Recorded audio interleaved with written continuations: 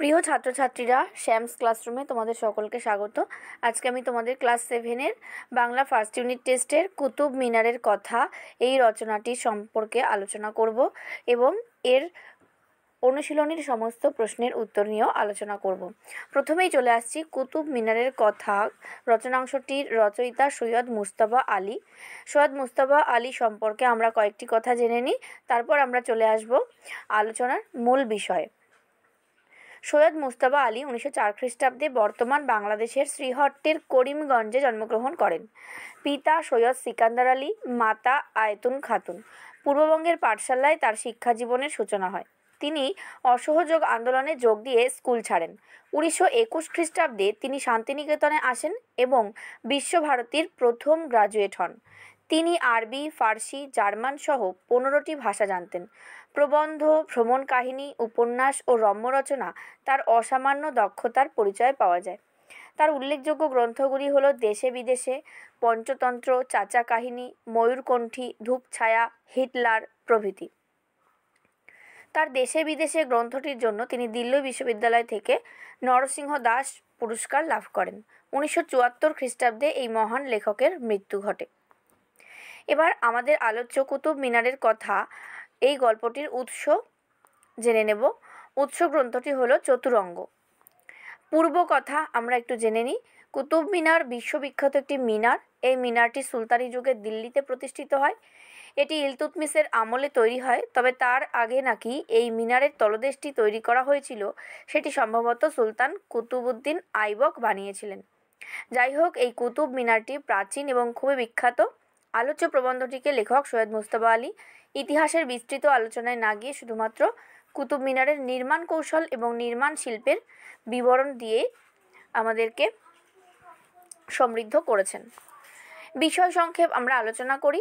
সম্পূর্ণ বিষয়টি সংক্ষেপে এবং অত্যন্ত সহজবোধ্য ভাষায় আমি তোমাদের সামনে আলোচনা করছি।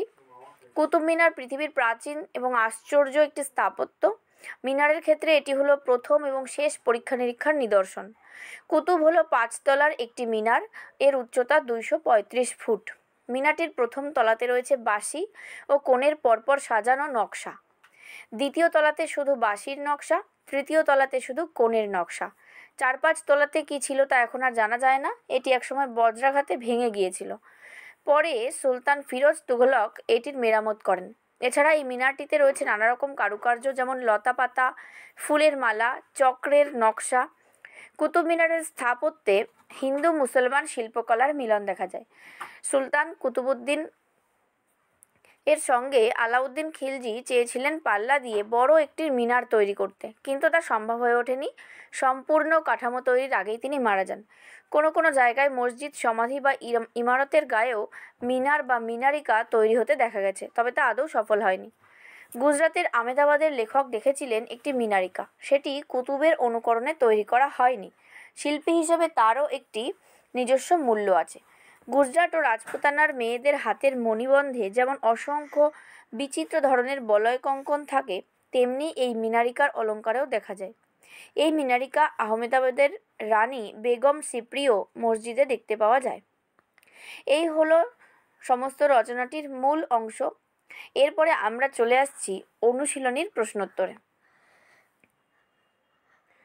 প্রথম প্রশ্ন কি আছে? কোন সম্রাট অশোক স্তম্ভকে দিল্লি নিয়ে এসেছিলেন? সম্রাট ফিরোজ তুঘলক।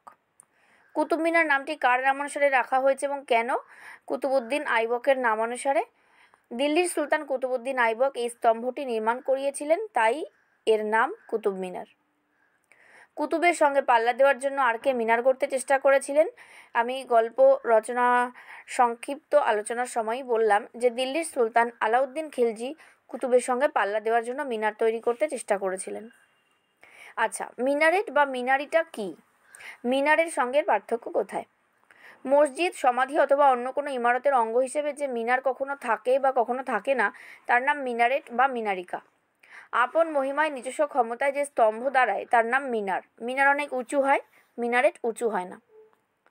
আচ্ছা, নেক্সট কোয়েশ্চেন কি? আহমেদাবাদ শহরটি কোন রাজার নাম অনুসারে হয়েছে? এই শহরটি কোন রাজ্যের রাজধানী? আহমেদাবাদ শহরটি রাজা আহমেদের নাম অনুসারে হয়েছে। এই শহরটি গুজরাট রাজ্যের রাজধানী। এরপর 2 নিচে যাদের নাম রয়েছে তাদের সংক্ষিপ্ত পরিচয় দাও। Cunningham, Ferguson, Syed Ahmed. এদের সম্পর্কে সংক্ষেপে 2-3 লাইন লেখা আছে। তোমরা ভালো করে স্ক্রিনে দেখো এবং প্র্যাকটিস করো খাতায় লিখে।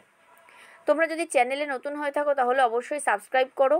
ভিডিওটি ভালো লাগলে লাইক করো, বন্ধুদেরকে শেয়ার করো। আরও এরকম ভিডিও পেতে তোমরা অবশ্যই আমাকে কমেন্টে জানাও। দেখো 3 দাগে কয়েকটি বাক্যে উত্তর দাও। কুতুব মিনার পৃথিবীর সর্বশ্রেষ্ঠ মিনার। এই উদ্ধৃতিটির আলোকে মিনারটির 5টি বিশিষ্টতা বা বৈশিষ্ট্য উল্লেখ করতে বলেছে। 1 নম্বর বৈশিষ্ট্য কি? কুতুব 5 তলার মিনার। 2 প্রথম তলায় বাঁশি ও কোণের পর কোণ সাজানো নকশা।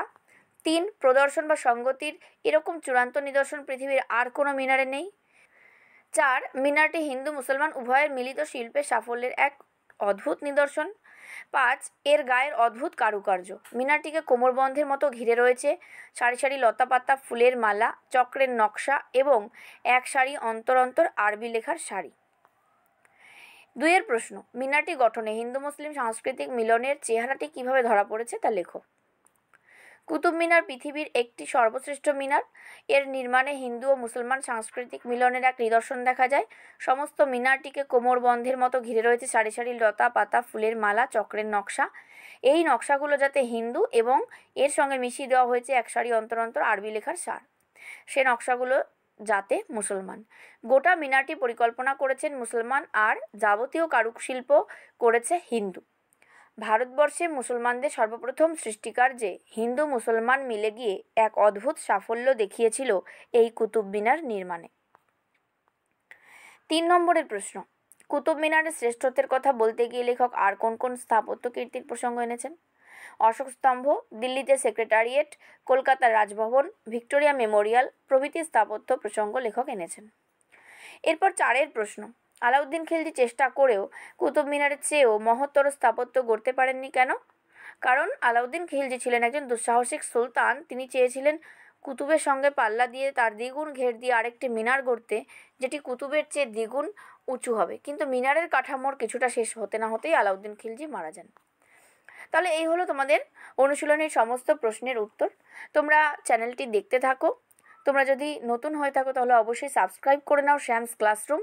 আর ভিডিওটি ভালো লাগলে অবশ্যই লাইক করো, শেয়ার করো বন্ধুদের। ভালো থেকো, টাটা।